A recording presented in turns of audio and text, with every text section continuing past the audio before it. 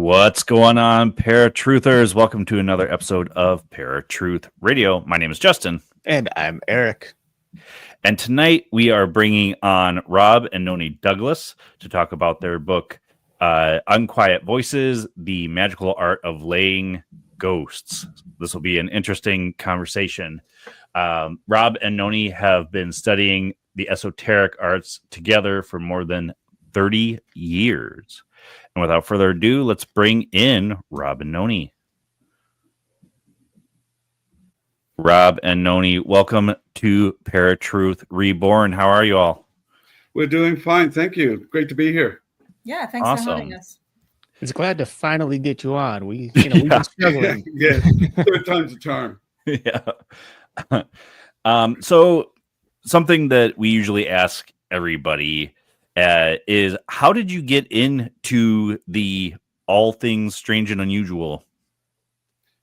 It really started with me. I grew up in a very traditional family and always wanted to get involved in spirituality and magic, and eventually got into it when I was 18 years old. And from there, people were interested in what's going on in their homes when things started to go bump in the night. And so, they came to someone they thought knew about it. Okay. Yeah, and for me, I met Rob when I was 21. We've been together ever since. So we've been together for 30 years working on this kind of thing. It's, ghosts and spirits and that sort of thing is really part and parcel of a study of magic and the occult. It's not necessarily our direct and only interest, but it's definitely is something that's sort of captured local interest. It's one of those practices that's immediate. There's a lot of philosophy, a lot of individual practice in esoteric systems, but when someone faces something that's immediate in their life, this is the type of thing that you can engage in, and it's right there. It's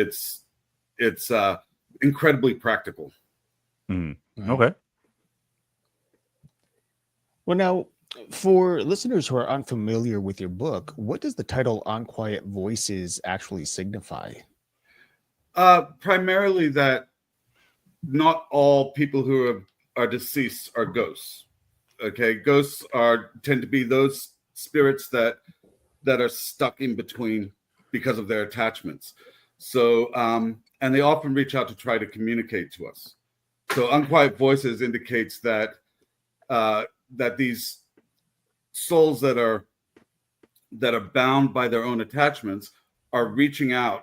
And they're around us all the time. And if we just take a moment to listen, we'll find them and be able to help them. It's also a general term for just restless spirits, those spirits who are just not satisfied where they are, or they can't move on, or they're sort of somewhere in between. Okay. Now, can you tell us a little bit why you guys decided to write the book? Actually, we did a presentation at an event, and it was incredibly popular, which surprised us.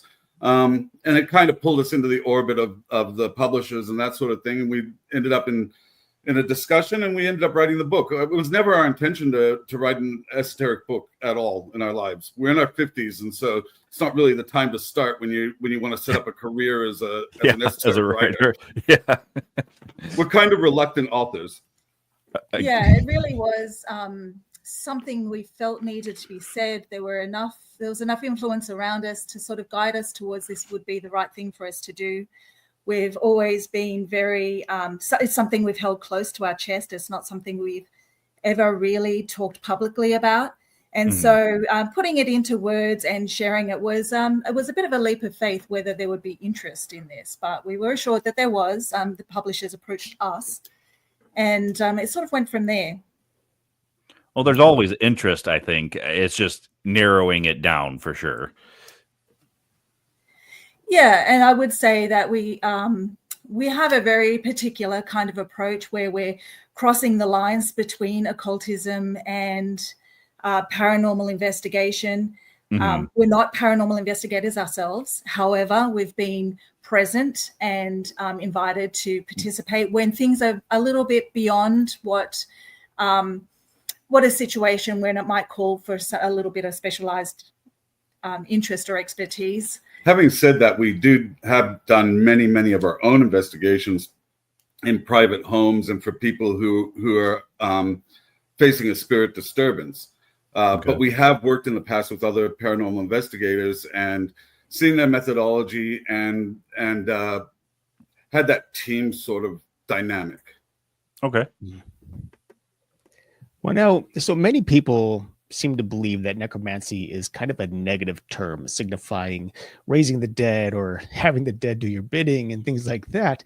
Probably a lot of what movies kind of teach people. But what is your definition of necromancy, and why should people not be afraid? Well, necromancy simply means the art of working with the dead, essentially. Mantia means like divination or mantic speaking, but the term came to mean sort of like, in general, a specific esoteric art. Necromancy got its bad name from the machinations of the medieval church. And it got confused with another word, which means the black arts, and the two words became synonymous. And so it was the blackest and darkest of all arts, when in actual fact, they were totally separate systems. Necromancy can be misused like any other magical form, but when it comes, necromancy is divided into two branches: sciomancy and necromancy. All right, necromancy is where you're evoking spirits of the dead for various magical reasons.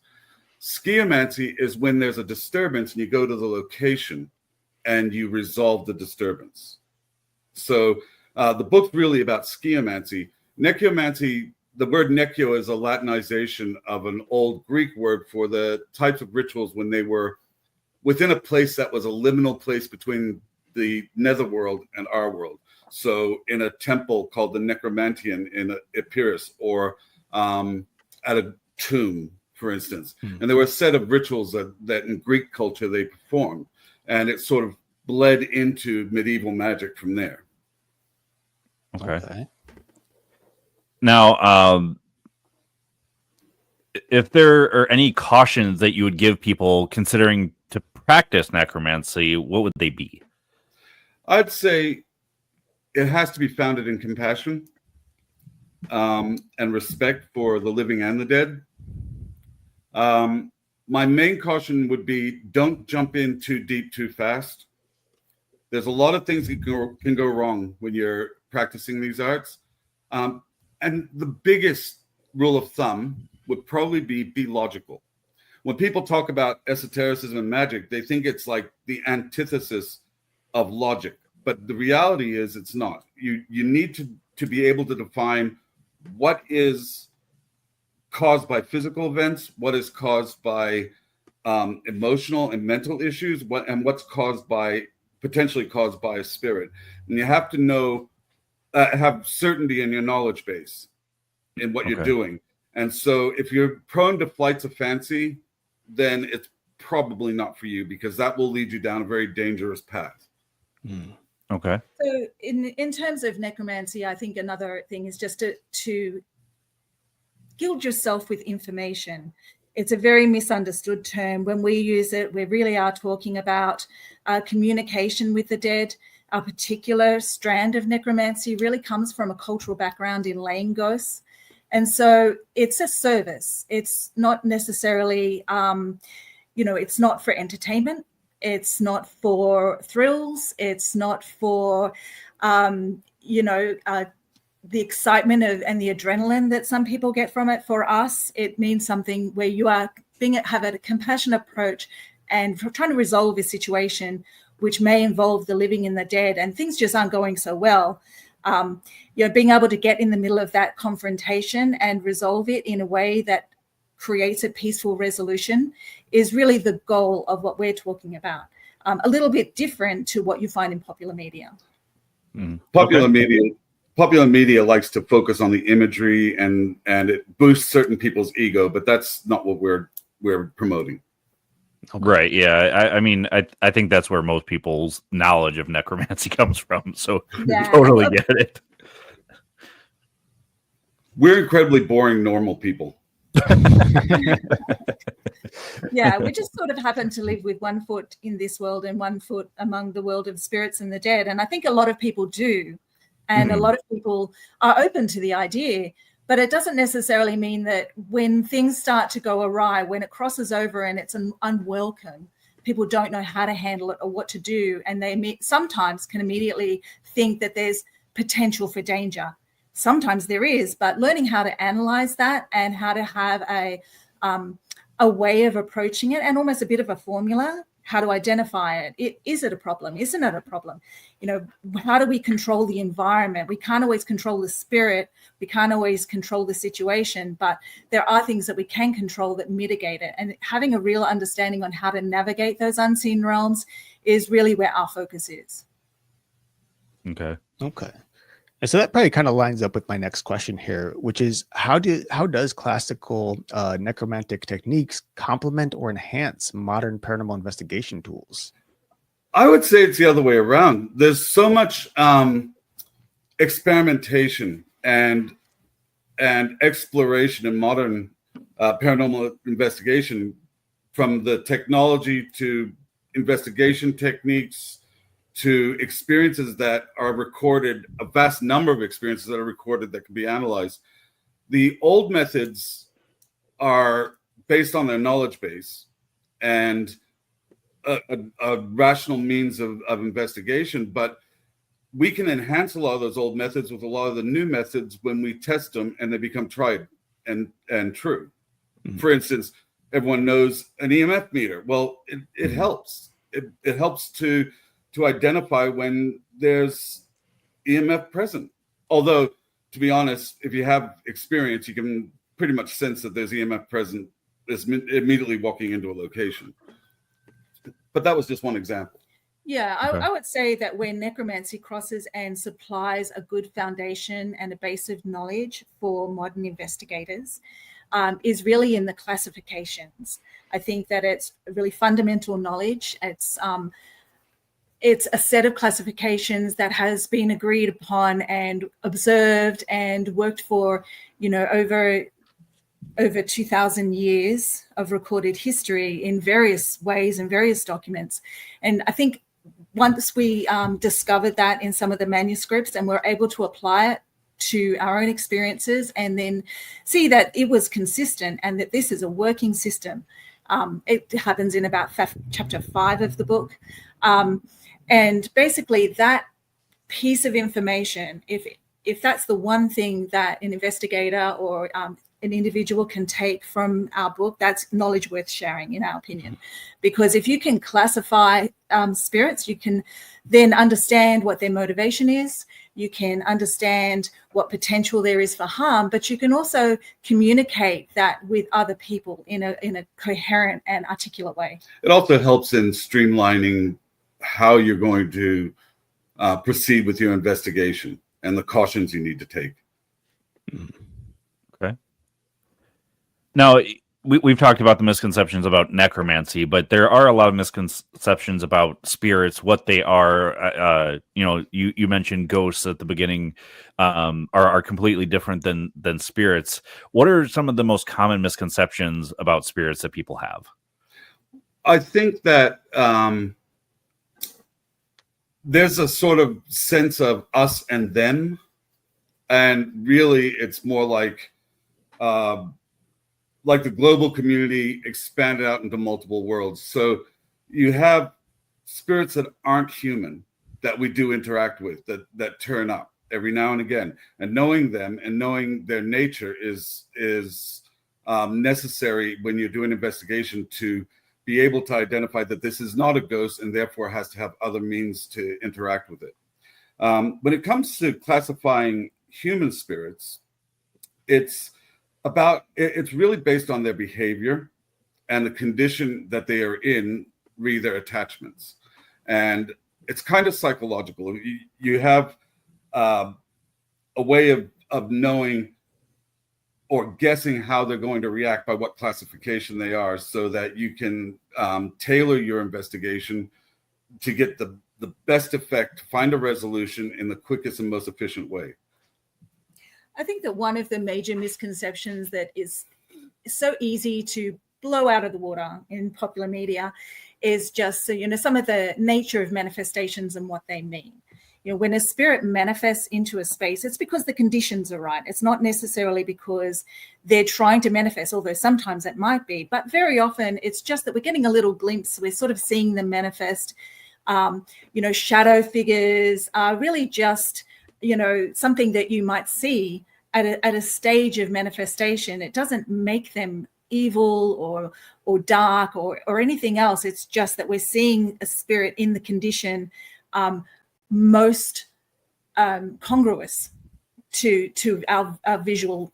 We're talking about environmental factors that allow us a glimpse right on the edge of that veil, and sometimes that glimpse is a bright orb-like structure. Sometimes that glimpse is a shadow. Sometimes that glimpse is a transparent apparition. They're not doing it. It's just the conditions are right for us to see just that much at that point in time. So learning to tell the difference between those environmental factors and then what might be a sentient being is definitely one misconception. I think that another one is the nature of obsession and possession. A lot of times when people are getting into the realm of where they feel that there's some kind of otherworldly creature which might be affecting a person, it is the most likely thing is that it is a human spirit who has ill intent, and learning how to deal with them. And it is more than possible to learn how to deal with them. We don't need to necessarily be frightened of them. We just need to kind of expand our understanding. And, people are on this side of the veil can be assholes, and they can be assholes on the other side of the veil. Facts. Fair enough. Yeah. Also, the most important thing to remember is, regardless of the state that they are in and the attachment that they have, ghosts are people. They're no different ultimately and in their essential nature to any other human being. And if you can interact with people from all walks of life with all different attitudes, you can learn to do the same with ghosts. They just have particular conditions unique to them. One thing that really stands out to me here is you mentioning shadow people as being more of a process in terms of their ability to appear based on their environment. But we have seen for years now, there are a large number of people who believe shadow people are a separate entity from like human or anything else. They're their own being. And of course, that really lines up with what is known as the Hat Man, which is a shadow person that a lot of people seem to have noticed, and they often say that they feel dread or they feel the thick atmosphere, some sort of fear every time these entities are around. But you stating that these are potentially just normal people who just happen to be able to appear as a shadow in that moment should really should basically contradict a lot of what these people feel. So how do you consider like what these people are experiencing compared to what the likelihood is of the actual shadow? It's not really a contradiction, because any spirit, when it's manifesting, it doesn't have to be a human spirit. One of the phases of manifestation is a shadow. But when it is a human spirit, one of the signs that you're actually dealing with a human spirit is a sense of paranoia, being watched, or fear. It has to do, in our experience, with sensitivity to EMF.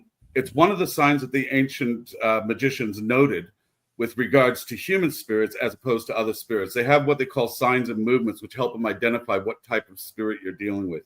And it's not the spirit causing the fear necessarily. It's part of how they manifest and the conditions of where they manifest. So any spirit that's in between what we call the metacosmos, that is a human spirit, will come with those kinds of feelings.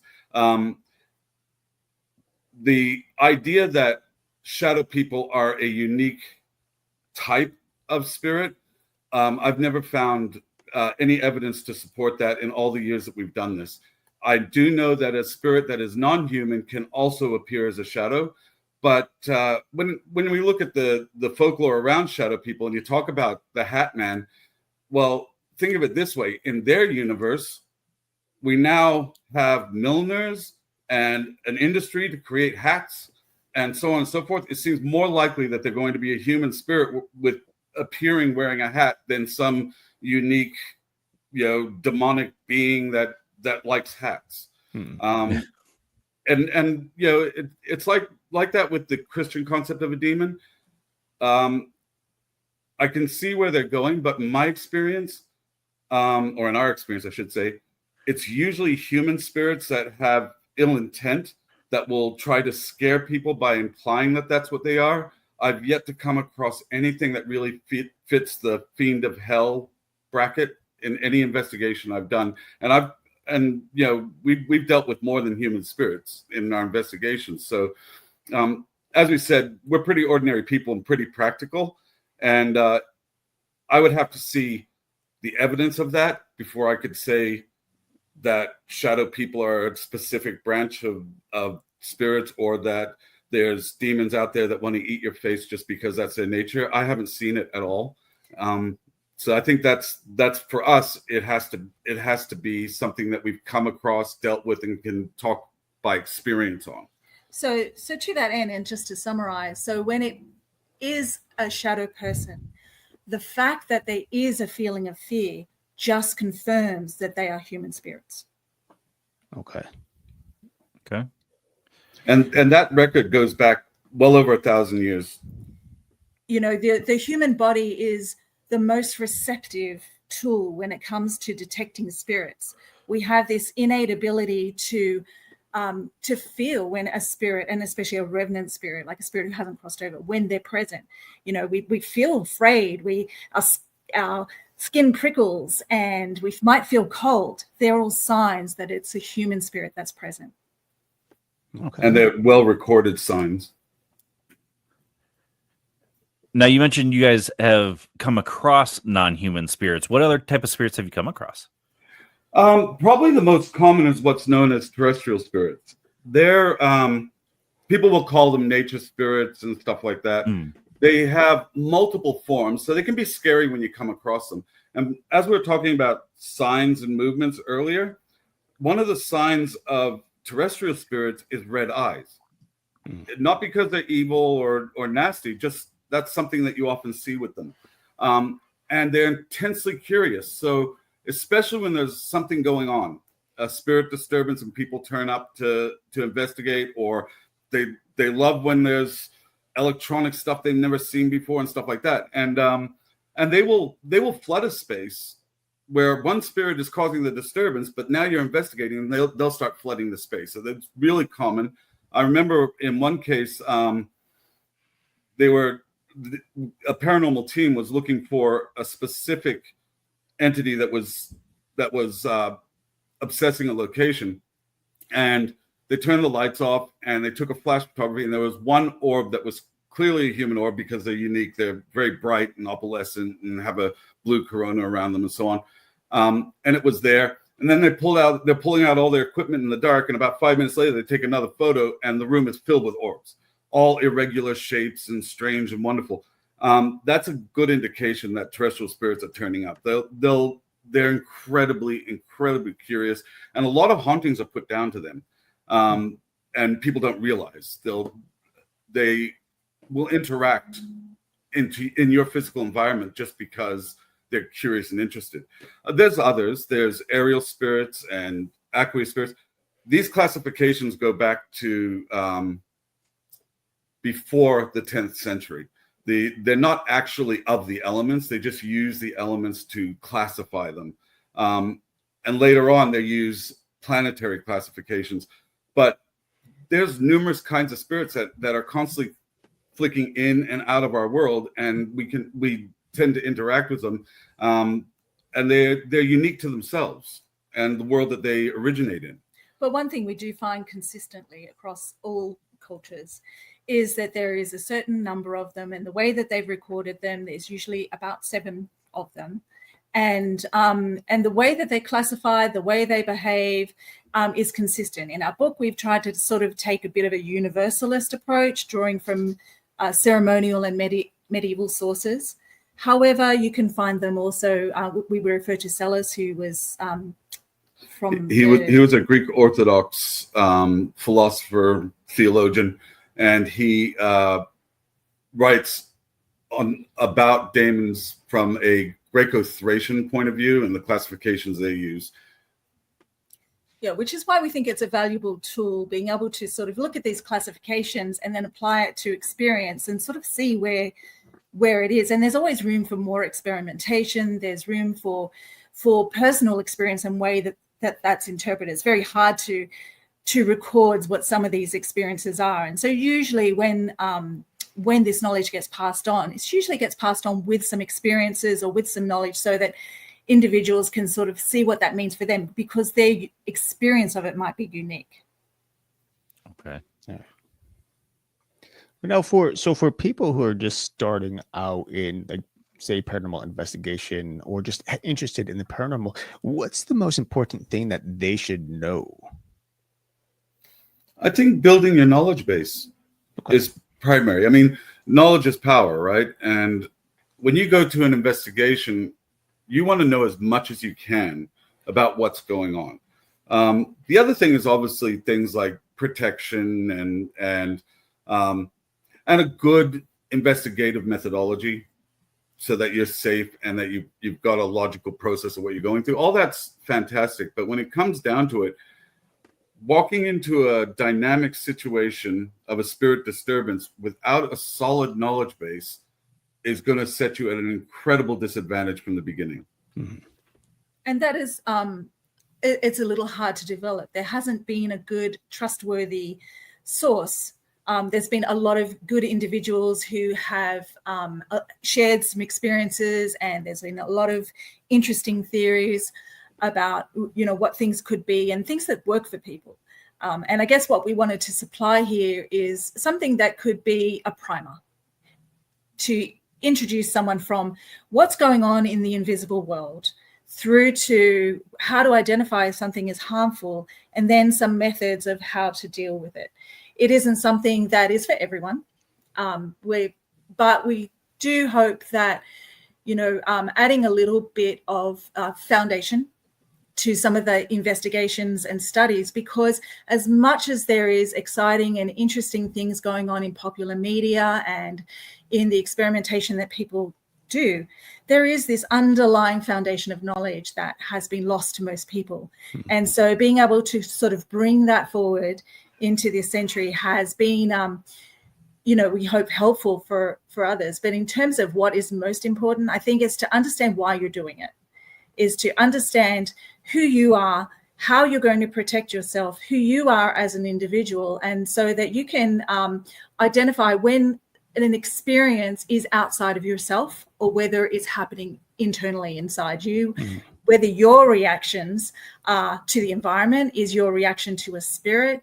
Do you have the knowledge and the skill to be able to communicate with a spirit if that's what you're trying to do? And then what are you going to do if things don't go your way? Now, you guys have been talking about knowledge for a little bit here, so I think this question kind of lines up with what you guys are talking about.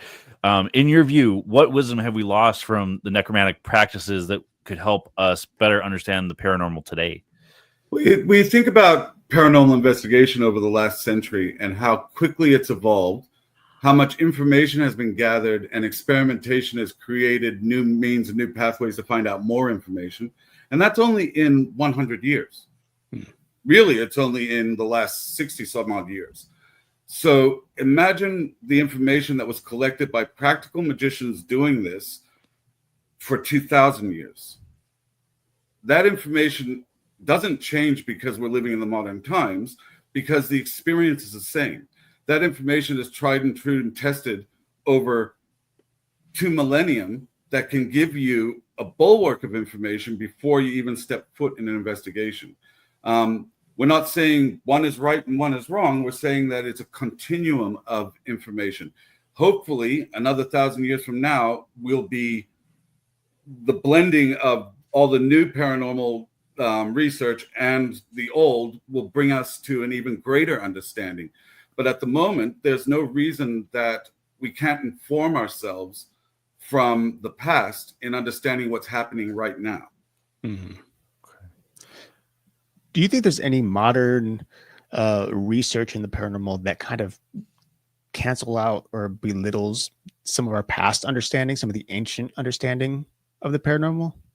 Yeah, absolutely. I think that there's always room for that. And, we briefly mentioned the art of laying ghosts. So we don't talk about it a whole lot in the book, but it really is where this practice comes from. So it's a community service, and it sort of fell to, in Scotland at least, it fell to ministers and other ordained individuals and elders who would be the person that you would call on who had the authority to deal with a spirit when they weren't listening.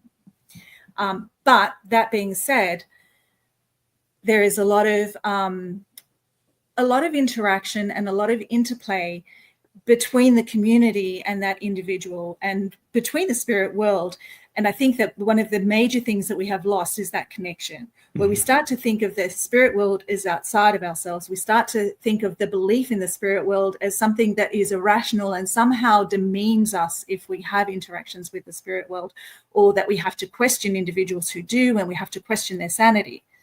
Right. I think that ultimately the natural relationship between the living and the dead, and also the community responsibility that we have both to the living and the dead, is one of the fundamental reasons that many of the things that we've lost over time, and the knowledge that we've lost, and the way that we will regain it, is just by understanding that these things are integrated. They are continuous. They are part of our human experience. And when we deny this one part of our human experience, then we start to fear, we start to, not have the understanding that we could have to resolve ordinary things around us. Right. History is also a number of schemes in a larger tapestry, and it's peaks and valleys, to cross metaphors. So there are periods in history where we've lost so much information, and erroneous information has been promulgated, and preferred information based on certain philosophies has spread. We focus kind of right on the cusp of the 12th century Enlightenment, where the old magic was becoming more modern and mysticism was embraced.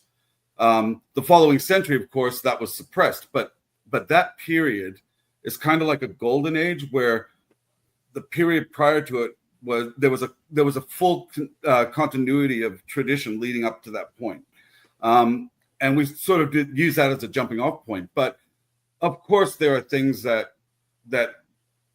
can be discovered that will either highlight something from the past or say they got it wrong for this reason. One good example of a highlight is the signs and movements of a human spirit, the cause, where they cause fear or cold spots, which have both been confirmed numerous times in various paranormal investigations for the last 60 years, and has become part of the urban folklore. So here's two experiences that are identical. You have, in the 12th century Enlightenment, they're seen as signs of what a human spirit is, and they are the same things that people are experiencing today. So there is a continuity of experience, because this isn't just philosophy. This is people experiencing real things. Right. Well, I want to kind of follow up with that too. Like, what is so investigating the paranormal, the whole idea of researching the paranormal and trying to learn about it is considered a pseudoscience. At what point do you think it merges with what is our, modern secular science? Because modern science denies the existence of the paranormal, while pseudoscientists, who are very much scientists in themselves, who have evidence, say otherwise. And yet there's this constant butting of heads. Do you think that could ever be breached? Or why do you think there's such a I do think it can be breached. Okay. There's a period of scientific rationalism that kicks off kind of 19th century-ish. You got to remember that most of the scientific principles, or the things upon which science built, was actually from esotericism in the past. The idea of forming a logical hypothesis, testing it, and when it's tried and proven to be repeatable, it becomes part of the system. That's been involved with magic since recorded history.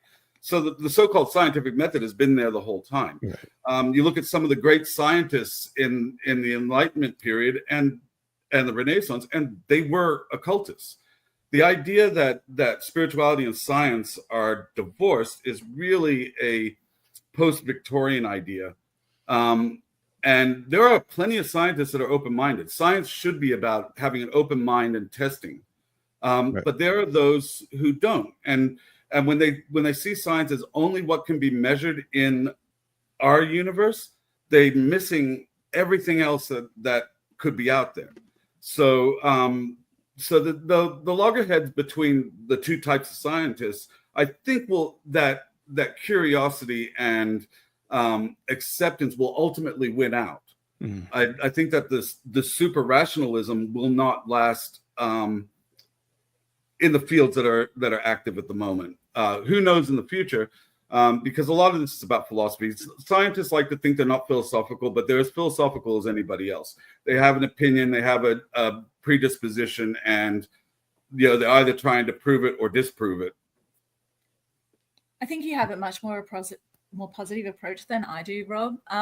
I feel that one day they might come together, but I think that it's a long-standing narrative, and it's going to take a lot to change that or to dispel either side. And I think there's enough room for all that contradiction. It's okay. It's okay that science can be what it is, and parapsychology can find its own place, and magic and occultism finds its own way. People have their own unique ways of the way they interact and discover through the universe. I don't think that there is necessarily one answer or that one is correct. All of them can be true. The universe is multifaceted, giant, bigger than the one we know, and completely confusing. So there's room in it for every paradox you can imagine. I love that answer.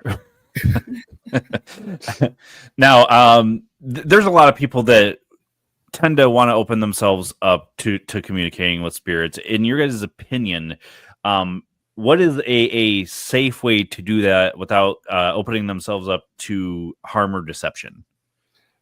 I think, first of all, know who you're talking to and who you want to open up to, and be certain of it. That's rule number one. Transmediumship is old. It goes back to ancient Greece. The Necromantian had their transmediums in it. So there are safe ways. It depends on your methodology and where you learn to do it. There are safe ways. Same with people who consider themselves empathic and other sensitives. There's ways to do it. The idea is to be as safe as possible when doing it, and not to jump in too early. Okay. I would just add to that so if your question was about communicating with spirits and a way to start that, build that skill, protection is obviously very important. But I would also start working with trusted spirits. Start working with those ancestors, your grandmother who's passed, or spirits that you can trust. Get familiar with them and start to develop a relationship before you ever try to communicate with a restless spirit or a ghost or a revenant spirit, because the difference is between how protected you are. You kind of need an ally, and you also need to develop your own skills and have trust in them. If you try to jump too much into the deep end, you'll never know for sure whether it's your own ability or whether you're hearing something external or whether it's internal. You have to kind of develop that skill, and it is a skill that can be learned. We put a couple of exercises in the book where people who are interested in communicating with spirit, they can do that in a very logical way. There's many, many ways that people do it. People do get training. The method that we've put in is something that's tried and tested. It's something that if you follow it and do it, it will definitely strengthen your ability to communicate with spirits. But like any training regime you put yourself through, you have to work at it. Right. You can't look for shortcuts or try to explain away and excuse what you don't know so that you can jump to the action. And the same advice applies to someone who has a natural ability. Learning how to control that ability, how to apply protection when it's required, how to communicate at will, And to trust that communication also requires some kind of self-discipline and training. Right. And then on top of that, it's not just simply training and learning, but once you've learned the skill, you need to continue to practice it so that it doesn't become rusty and you become better at it. Yeah, right. Skills can atrophy. Skills can atrophy, and also it's learning how to be able to access the right state of mind to be able to do it. It's just like, if you were learning how to track and hunt, you would have to develop those skills particular to the activity you were trying to do. This is no different. Or if you had to learn how to study to get through an academic schedule, you have to build those skills. You get better at it the more you do it. If it's been a long time, I could not imagine taking a math test right now. That would just be terrifying. But there was a time where that would be a pretty natural thing for me to do. Right. Also, you have to understand that transmediumship isn't just about talking to ghosts. Most spiritualists and spiritualist-based systems work on talking to what's called the lares. They're the ones that are not traumatized and stuck in between. They're the ones who've moved on and have made it to the other side, whatever conception of the other side you have. And they're freed up from their attachments and they're helping out. There's a big difference between spirit guides who are lares and trying to interact with a spirit that's traumatized and stuck because of their attachments, which may be angry or upset or confused. And so it's a different type of communication and one that you have to be much more cautious of. But in both cases, building a relationship with a lares spirit is always going to be more beneficial because they can help guide you through those other processes. Okay. Now, Rob, you mentioned know who you're talking to. How can we tell what is good, what is bad, or those definitions are very obscure, I think. But how can you tell who you're talking to? Yeah, this is a broad subject because, first of all, you have to identify that there is actually spirit there. There's a lot of things that can look like an obsession or a haunting. When you've identified that it is actually a human spirit that's disturbing a location, you're then looking at trying to identify aspects of who it is. So a lot of research goes into that. If someone's seen them, you might take note of their clothing and attire and try and guess a time period. There's a whole bunch of things that an investigation you're going to do to try and narrow down who that person might be. When you actually begin communicating with them, you only have a short time to communicate with them. So don't waste time asking ridiculous questions that are not germane to the resolution you're looking for, because you won't have a lot of time. But when you are communicating with them, you want to steer away from yes and no questions. You want to steer away from giving them any information that they could repeat back to you or embroider upon to make themselves seem like they're someone that they're not. You have to be very disciplined in the way that you approach the communication. What in magic is referred to as the interrogatio. So you want to basically prepare a list of questions that you're going to ask.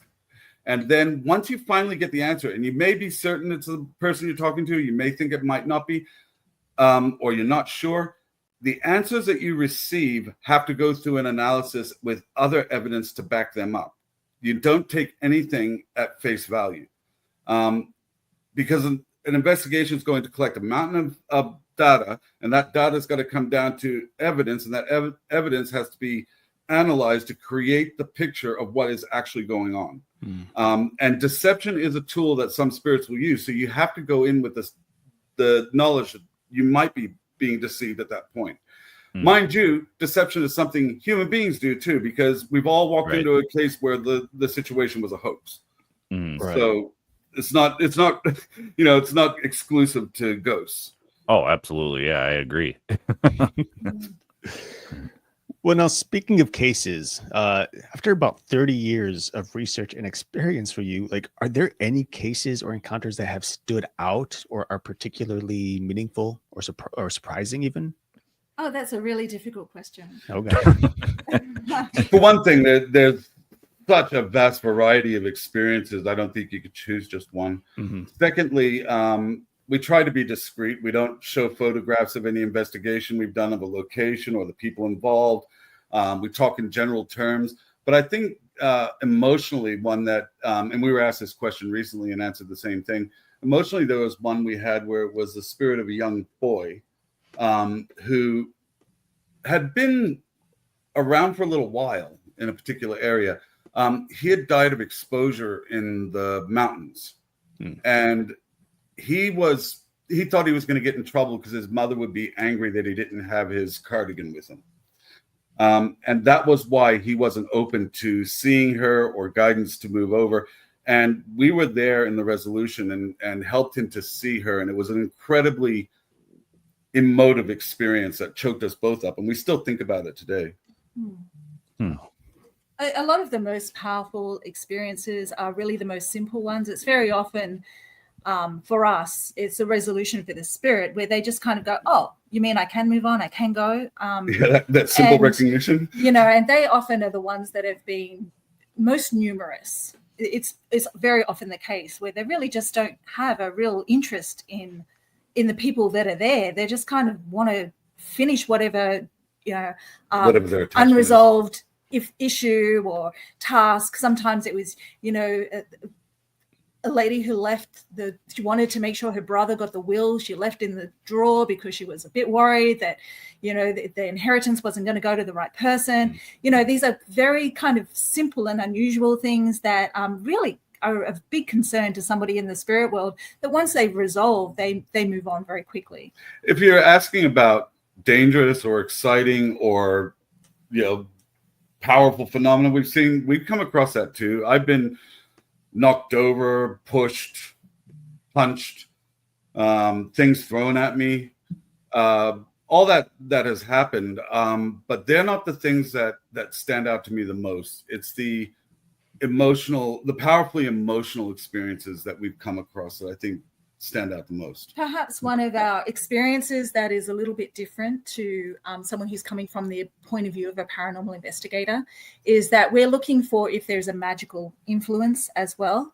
And so if there's kind of, residual manifestations or dabbling, or if people have been dabbling in magic and they've kind of created something, or if there's an incidence of what we call soul loss, where individuals kind of manifest phantasms from themselves that can be apparent and appear to other people. So, and very often that's the point where we're asked to participate in something, is where something has gone on, it can't be explained by regular haunting. And so we're really looking at kind of what other factors could be at play that might have some kind of occult or magical basis to it. Going back for a second to the simple answer, the vast majority of cases will come down to something that you would probably think you wouldn't hold on to. Like, why is that the attachment? But there's a change in cognition when someone immediately after physical demise, and what they're holding on to might seem irrelevant to the investigator, but is the linchpin of reconciling their confusion. And so you have to be aware that not everything is dramatic. Sometimes the most simple answer will yield the greatest results. And there's many times where the solution is for everyone to just peaceably coexist. Now, there's so much information in this book. What is your hope that readers take from Unquiet Voices? I think you said it. There's a lot of information in it. We never intended it to be a book that you read and then put back on your shelf. It's something that we're hoping someone who's actively involved in investigation will come back to read and try to grasp or see in it something that they've experienced to empower their own knowledge base. It's easy to tell someone this is happening for this reason, but they don't get it often until they experience it. So the first time you read the book, you might not grasp some of the nuance in it until you've walked into a room and felt that dense, heavy feeling, or where you've identified where something is EMF sensitivity, or where you've dealt with a spirit that has a particular obsession, whatever it is. and then you come back to the book, and then suddenly it pops back out at you that this is what this is talking about. I just had that experience. And we're hoping that the book is something that people will return to like a manual more than a casual read. Yeah, we originally hoped it would be more like a field guide for those people who are trying to resolve a situation, not just experience it for themselves. So our hope is that we have provided enough tools that people who really want to take this on can resolve a situation and not just go, yep, you're haunted, that's great, and move on to the next experience for themselves, but to actually sort of bring some peace to the situation that they're dealing with. Right. And I think that another main motivation for us is, we come from tradition and culture that has been very rich, but we've also had to fill in a lot of gaps. And we would love if, there was just a handful out there who could see that around in their own culture, their own traditions, and see that there is information out there. And we've tried to put it in a very universalist sort of way so that people can apply it to their own faith, their own religion, their own experiences, or their own culture. Because it's an objective experience, fundamentally. Okay. Well, now, in your opinion, is there a type of individual that should resist from necromancy? And why would that be? I think that would be like saying, is there a type of person who shouldn't be a firefighter? There's potential danger in necromancy. Mm-hmm. So anyone who's unable to have a professional detachment to, or who is obviously maybe suffering from delusion or things like that, should stay away from it. But necromancy has been part of the human experience in every culture, in every part of the globe. And as Nonie was saying earlier, community and the community of the dead have always lived symbiotically. And in our modern age, we don't even see the animals we kill to eat. We buy them wrapped in cellophane in a shop. Mm-hmm. So there's this disconnect with not only physical death, but the community of the dead. And that's not healthy for the community of the living. And ultimately, I think that anyone who is motivated by compassion and by the desire to help others who are experiencing something that can seem quite traumatic, anyone who's moved by that can do this work. It's not reserved for Gandalf or something like that. It's something that happens in every community. There are people in traditional communities here in the United States, say in the Appalachian Mountains or in the Ozarks, that know this sort of stuff and are the people that people will turn to when they're facing it. Mm-hmm. There's just fewer and further between today than there was in the past. And that's more about society not including it in its sense of self. Yeah. And just to divide your question a little.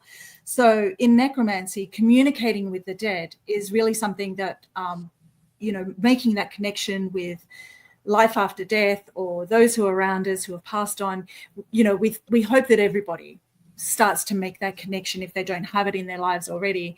When we're talking about the practice of skiamancy, actually being on location where there is a restless spirit causing a haunting, then we do make some suggestions about the type of person that, is better to remove from the situation.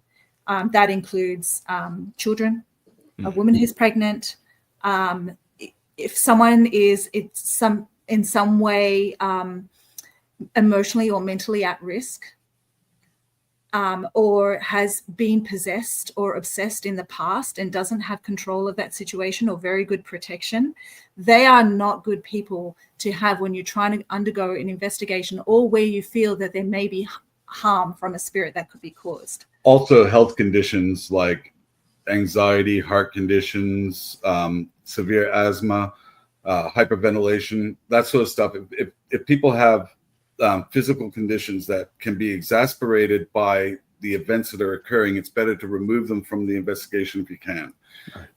We also have a tradition around people who are excessively hemorrhaging or bleeding, because it does attract spirits to the what we call phasma that is surrounding it. It's kind of like a free feast.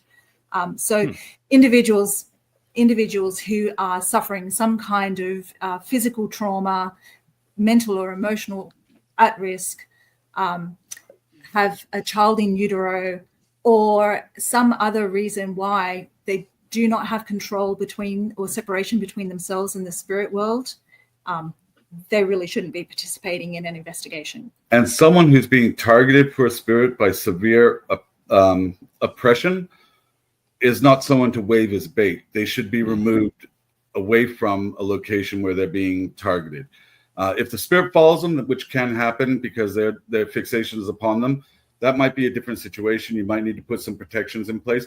But if the spirit is related to a location and they're oppressing someone in the location, best to remove the person from the location, if that helps. While you're doing the investigation. Right. Well, I definitely get on board with that. I think I've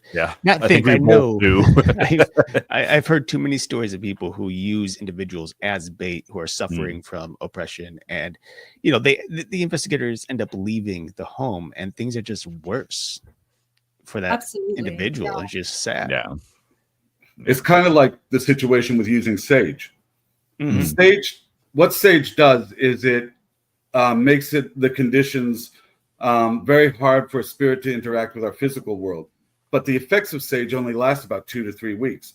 If you watch a lot of paranormal shows, and I'm sure you guys do, you'll note that oftentimes they'll say, 2 or 3 weeks after the investigators would sage the house and cleansed it, it all came back again. Right. Because sage doesn't remove a spirit. It only, changes the environment so the spirit has less opportunity to act. You would need to do something more after that, or continuously use sage to mitigate the situation. And that's the kind of knowledge that goes a long way for investigators to know, because there's a lot of this can be solved in this particular way. In our experience, there's no one way to resolve or reconcile an obsession in a location, because it's as different as trying to deal with different people are. Ghosts are people, and they're unique, and every investigation is unique, and the answer isn't always good. There's no one packaged answer you can use. It's the reconciliation is always going to be tailored to the events and the attachments of the spirit that you're working with, if that makes sense. Yeah, and we hope that comes across in the book. What we're trying to offer is a process of working. We're trying to offer, some rules of engagement of how to go about things. But the actual situation, you really do have to approach each one as it comes. All right. Well, and I appreciate you all bringing that up, because I think Eric can attest to this. When we first started doing paranormal investigation, I think one of the things that was kind of ingrained in us, mostly because of paranormal shows and stuff like that, is to cleanse a house, sage and tell the spirit to leave and stuff like that. But like you guys are mentioning, it's somewhat more complex than just doing one of those specific things. Although one saging may work. If a spirit is active in a location and for 2 or 3 weeks can't be active, they just might move on. But the thing with some forms of exorcism and moving spirits on is, if the spirit is dangerous and it's the obsession is turning towards an oppression, if you just move it on, it's going to do it to someone else. You have to have a means of returning the spirit to the metacosmos and binding it from coming back. Otherwise, if it's affecting a particular family and you've succeeded in getting rid of it, down the street, another family is going to start getting affected by it. And that is a case that we've seen in the past where, an obsessive spirit just moves from one individual to another individual to another individual to another individual. Unless you know how to kind of like resolve that, or very often you may not know that that's the case or what's happening. And so having the ability to be able to kind of ask the right questions or see what's going on, and I'm sure you might have seen this kind of thing in your investigations, is that, you know, you think you might have resolved something, but then all of a sudden it's turning up somewhere else, maybe even within the same location. Or the same group of people. Yeah, for sure. All right, it is about that time to let you guys go, so I want to give you the chance to tell where people can find you, find your books. The mic's all yours. Oh, great. So we are published through Llewellyn Worldwide Publications. You can find our book, Unquiet Voices, The Magical Art of Laying Ghosts. It's available on Amazon, on Goodreads. We love it when you leave a positive review. We just love that. We do have a website. It is arcaneborders, or one word, .com, and an Instagram account which you can follow, which is arcane.borders.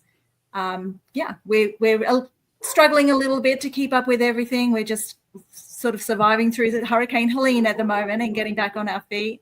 Oh, wow. But, you know, we certainly do try to keep it up to date. All right.